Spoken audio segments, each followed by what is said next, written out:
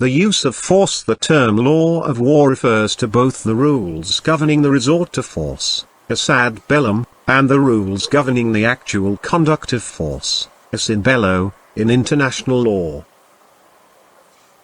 Because each of these two types of rules governs different subject matters, it is reasonable to deal with them separately.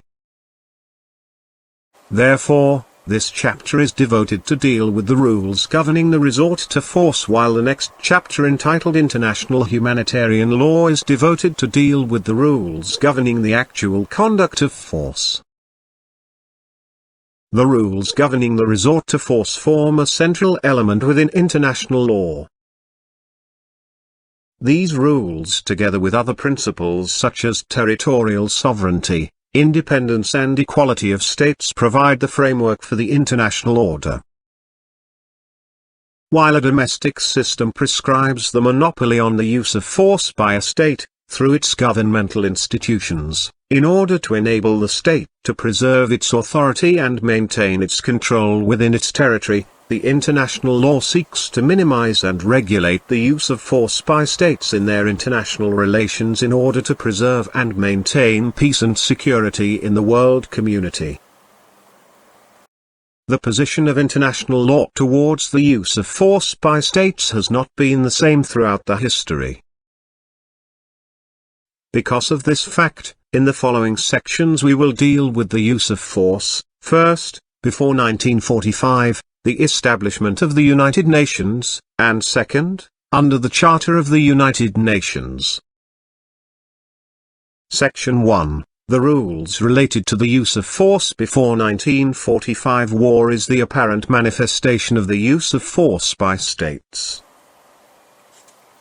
It is a status or condition of armed hostility between states. It comes into existence either by a formal declaration or by acts of armed force between states without a formal declaration. Early in history, war was resorted to for various reasons and causes without any distinction, and was conducted without any limitation and control. The distinction between just war, bellum justum, and unjust war, bellum injustum, arose as a consequence of the Christianization of the Roman Empire and the abandonment by Christians of pacifism. The doctrine of just war was founded on the belief that force could be used if it complied with the divine will. Just war was to be employed as the ultimate sanction for the maintenance of an orderly society. St. Augustine, 354-430. Defined the just war in terms of avenging of injuries suffered where the guilty party had refused to make reparation. War was to be employed to punish wrongs and restore the peaceful status quo, nothing further. Aggression was unjust. The resort to force should be strictly controlled. St. Thomas Aquinas in the 13th century went a further step in the definition of just war by declaring that war could be justified provided it was waged by sovereign authority, it was accompanied by just cause, that is the punishment of wrongdoers, and it was supported by the right intentions on the part of the belligerents. The teachings of the Christian theologians on distinguishing between just war and unjust war were eventually adopted by the early classical writers on the law of nations, such as Alberico Gentili, 1552–1608, and his successor Hugo Grotius, 1583–1645. However, all of these writers took a different approach on this question in the light of the rise of the European nation-states and eventually modified the doctrine of just war. The doctrine became linked with the sovereignty of states, and it was approached in the light of wars between Christian states, each side being convinced of the justice of its cause. The early writers on the law of nations approached the doctrine of just war from a purely subjective point of view, admitting the possibility of both sides having a just cause and believing in being in the right even though one of them might have been objectively wrong. Thus, the doctrine of just war could not be objectively applied to determine whether or not a war was just, and consequently the distinction between just war and unjust war never became part of the law of nations. Eventually, in the 18th century, the distinction was virtually abandoned by the law of nations. The doctrine of the just war that arose with the increasing power of Christianity declined with the outbreak of the inter-Christian religious wars and the establishment of an order of secular national sovereign states in Europe. In the 19th century, war in the practice of the European states was often represented as a last resort, as a means of dispute settlement. The resort to war was regarded as an attribute of statehood. War was a legal state of affairs in international law. It was to be justified if it was fought for the defense of certain vital interests. Each state remained the sole judge of its vital interests. Vital interests constituted a source for political justifications and excuses used for propaganda purposes, not a legal criterion of the legality of war. There also existed other methods of employing force that fell short of war, such as reprisals and blockades. The international jurists of the 19th century abandoned emphases on the legality of war, jus ad bellum, and concentrated on the legality of the conducts of war, jus in bello. Therefore, during this century, a series of regulatory conditions and limitations on the conducts of war, or of force in general, were recognized under international law in order to minimize the resort to war, or at least to restrict its application. There also existed legal consequences resulting from the exercise of the right to resort to war.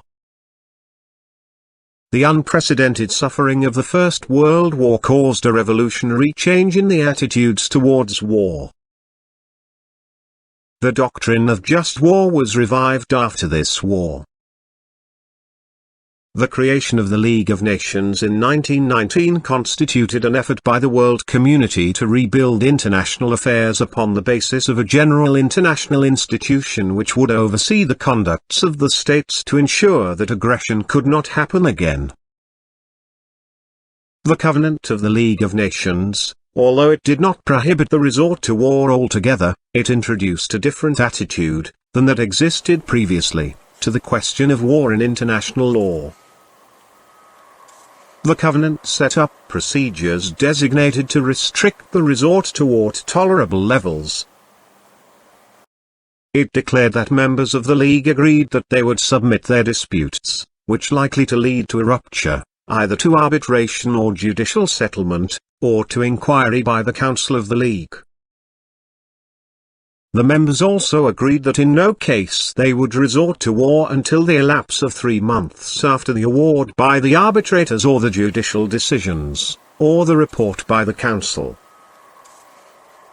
During the years following the creation of the League of Nations, various efforts were made to fill the gap in the League system, which is to transform the partial prohibition of war into total prohibition of war.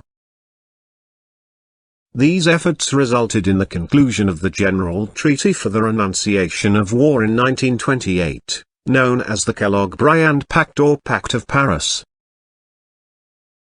The parties to this multilateral treaty condemned recourse to war for the solution of international controversies, agreed to renounce war as an instrument of national policy in their relation with one another, and agreed to settle all disputes or conflicts only by pacific means. This trend was adopted by the Charter of the United Nations in 1945. Section 2. The use of force under the Charter of the United Nations. The Charter of the United Nations establishes a fundamental distinction between legal and illegal resort to force. By this, it has, in a way, revived in international law the old distinction between just and unjust war. Moreover, it goes further than the position of the classical international law towards the use of force. While the classical international law did not place any restriction on the right of states to use force and to go to war, the Charter of the United Nations provides provisions aiming to control the use of force, on one hand prohibiting the use of force, and on the other hand permitting the use of force in exceptional cases. A. The prohibition of the use of force. The preamble of the Charter of the United Nations starts with the determination of the peoples of the United Nations to save succeeding generations from the scourge of war, and their willingness to practice tolerance and live together in peace with one another as good neighbors, and not to use armed force except in the common interest. To this end Article 2.4 of the Charter provides, all members shall refrain in their international relations from the threat or use of force against the territorial integrity or political independence of any state, or in any other manner inconsistent with the purposes of the United Nations.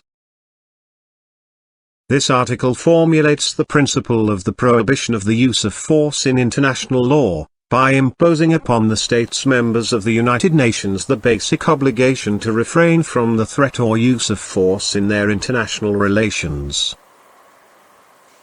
The provision of this article, which marks the general acceptance of the prohibition of the use of force in international relations, is of universal validity. The principle of prohibition of the use of force bounds the states members of the United Nations and the United Nations itself, as well as the few states which are not members of this international organization, since it is a principle of customary international law. Article 2.4 mentions the use of force, not the resort to war. By this, it intends to include in the prohibition all sorts of hostilities, short of war, in which states may be engaged. It prohibits not only the use of force but also the threat of force.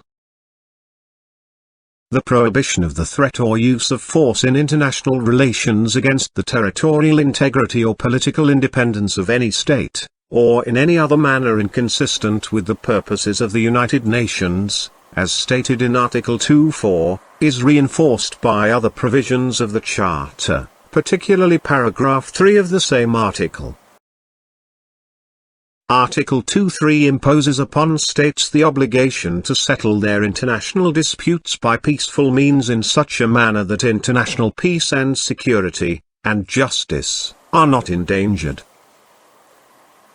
Furthermore, this prohibition is elaborated as a principle of international law in the 1970 General Assembly Declaration on Principles of International Law concerning friendly relations and cooperation among states in according with the Charter of the United Nations. The 1970 Declaration on Principles of International Law provides that the threat or use of force constitutes a violation of international law and the Charter of the United Nations and should not be employed as a means of settling international issues. It declares that a war of aggression constitutes a crime against peace, for which there is responsibility under international law.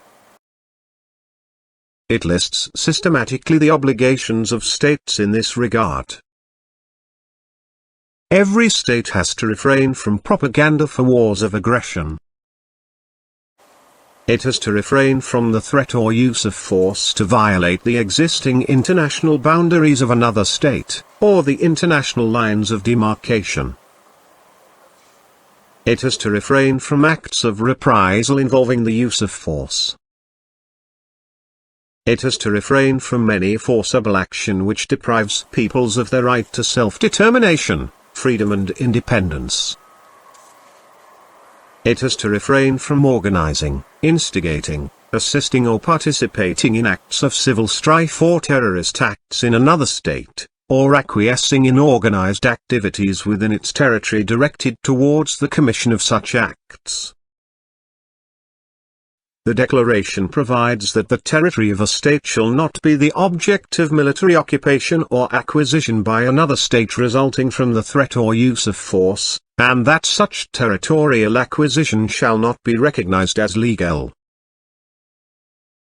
The Declaration obliges all states to comply in good faith with their obligations under the generally recognized principles and rules of international law with respect to the maintenance of international peace and security, and to make the United Nations security system based upon the Charter more effective. The Declaration, however, provides that its provisions shall not construed as enlarging or diminishing in any way the scope of the provisions of the Charter concerning cases in which the use of force is lawful. By this provision, the Declaration reaffirms the exceptions to the principle of the prohibition provided for in the Charter of the United Nations. B. The exceptions to the prohibition of the use of force. The Charter of the United Nations formulates two exceptions to the principle of the prohibition of the use of force in international relations. The first exception is the use of force in a case of exercising the right of individual or collective self-defense under Article 51. The second exception is the use of force by authorization of the Security Council of the United Nations under Chapter 7. The 1950 General Assembly Uniting for Peace resolution formulates a third exception to the principle of the prohibition of the use of force, which is the use of force upon a recommendation of the General Assembly. A fourth exception is formulated by the 1974 General Assembly resolution on the definition of aggression, which entitles the people forcibly deprived of the right to self-determination, or under colonial domination or alien subjugation, to struggle to achieve their objectives in self-determination and independence. 1. The right of self-defense. Article 51 of the Charter of the United Nations provides, "Nothing in the present Charter shall impair the inherent right of individual or collective self-defense if an armed attack occurs against a member of the United Nations, until the Security Council has taken the measures necessary to maintain international peace and security." Measures taken by members in the exercise of this right of self-defense shall be immediately reported to the Security Council and shall not in any way affect the authority and responsibility of the Security Council under the present Charter to take at any time such action as it deems necessary in order to maintain or restore international peace and security. This article formulates the major exception to the prohibition of the use of force in international relations. It indicates that the right of individual and collective self-defense, which existed under customary international law, is reserved to the extent it is qualified therein and elsewhere in the Charter of the United Nations. The right of self-defense, as formulated by the Charter, is a subject of an extensive controversy as regards its precise extent. Does Article 51 clarify or qualify the right of self-defense which exists in the customary international law? Is the anticipatory, preventive or preemptive, self-defense included within the meaning of the right of self-defense formulated in Article 51? What is the meaning of the term armed attack? There are two conflicting interpretations of the right of self-defense formulated in Article 51 of the Charter of the United Nations, namely the restrictive view and the broad, extensive view. The restrictive view indicates that all use of force is illegal except in the exercise of the right of self-defense if and only if an armed attack occurs. This means that the right of self-defense does not exist against an action which does not constitute an armed attack, whatever the nature and extent of such action. Moreover, this implies that anticipatory, preventive or preemptive, self-defense is not permitted under Article 51 of the Charter of the United Nations. The argument for this view is that the principle of effectiveness requires a restrictive interpretation of Article 51. Such interpretation is consistent with Article 2(4) of the Charter, which intends only to clarify the prohibition on the use of force and not to qualify it. It is also consistent with the view that Article 51 is intended to modify the right of self-defense which has existed in customary international law. Article 51 qualifies the existing right of self-defense. The broad, extensive view indicates that the use of force in self-defense is excluded from the scope of Article 2(4). The right of self-defense, which has existed as an inherent and natural right in customary international law, is over and above the specific provisions of Article 51 which refer only to the case where an armed attack has occurred. The right of self-defense is allowed against an armed attack as well as against any other hostile action short of an armed attack. This implies that anticipatory self-defense comes within the meaning of Article 51, which does not intend to impair the scope of the inherent right of self-defense existing in customary international law. Accordingly, the protection of nationals abroad, the protection of property situated abroad, an attack against an individual national abroad, the war against terrorism, or the existence of weapon of mass destruction in a given state, may justify the exercise of the right of self-defense. Whatever the view concerning the right of self-defense, it is well recognized that for the exercise of this right customary international law requires three basic legal requirements: the use of peaceful procedures if they are available, necessity and proportionality. These three requirements represent three central elements which must be complied with under customary international law in order to invoke self-defense lawfully against illegally initiated force. Self-defense is justified only when the necessity for action is instant, overwhelming, and leaves no choice of means and no moment for deliberation. Acts done in self-defense must not be unreasonable or excessive, since the acts justified by a necessity of self-defense must be limited to that necessity and kept within it. Proportionality in coercion requires that the responding coercion be limited in intensity and magnitude to what is reasonably necessary promptly to secure permissible objectives of self-defense. Article 51 of the Charter seems to demand a higher degree of necessity than the customary international law. Under this article, the right of self-defense does not exist against any form of action which does not constitute armed attack. Self-defense is justified against an actual danger, something that has taken place, not against a threat of use of force. Nothing less than armed attack shall constitute a justifying act for the exercise of the right of self-defense. So preventive war is prohibited under this article. Article 51 adds a fourth requirement to the three requirements of customary international law for justifying the exercise of self-defense. It requires the member state to report immediately the measures taken in the exercise of the right of self-defense to the Security Council, and to stop its action when the Security Council takes the necessary measures in this regard. In conclusion, the Charter recognizes the right of member states, acting individually or collectively, to declare war against an aggressor and to take military action against him until the Security Council takes the measures necessary to maintain international peace and security. 2. The use of force by authorization of the Security Council.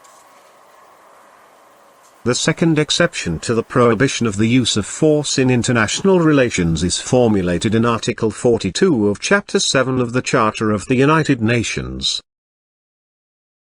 Article 42 provides that the Security Council may take such coercive military action by air, sea, or land forces as may be necessary to maintain or restore international peace and security. Such action may include demonstrations, blockades, and other operations by air, sea, or land forces of members of the United Nations. This means that the Security Council has the power to order or authorize the use of force or, in traditional terminology, the resort to war. However, the Council is required to follow the procedures provided for in Chapter 7 of the Charter of the United Nations. 3. The use of force upon a recommendation of the General Assembly. The Uniting for Peace Resolution, adopted by the General Assembly on November 3, 1950, grants the General Assembly of the United Nations the power to act in place of the Security Council if the latter fails to discharge its primary responsibility in maintaining international peace and security. Under this resolution, the General Assembly may do by recommendations anything that the Security Council can do by decisions under Chapter 7. The Assembly can make appropriate recommendations to members for collective measures, including the use of armed force, if the Council in any case where there appears to be a threat to the peace, breach of the peace or act of aggression fails to exercise its responsibility, because of the lack of unanimity of its permanent members. 4. The use of force by peoples for self-determination and independence. Article 7 of the 1974 General Assembly Resolution on the definition of aggression grants the peoples forcibly deprived of their right of self-determination, freedom and independence, particularly peoples under colonial and racist regime or other forms of alien domination, the right to struggle for the purpose of achieving their self-determination, freedom and independence. This implies that those peoples can use armed force in their struggle, and this is a fourth exception to the principle of prohibition of the use of force in international relations.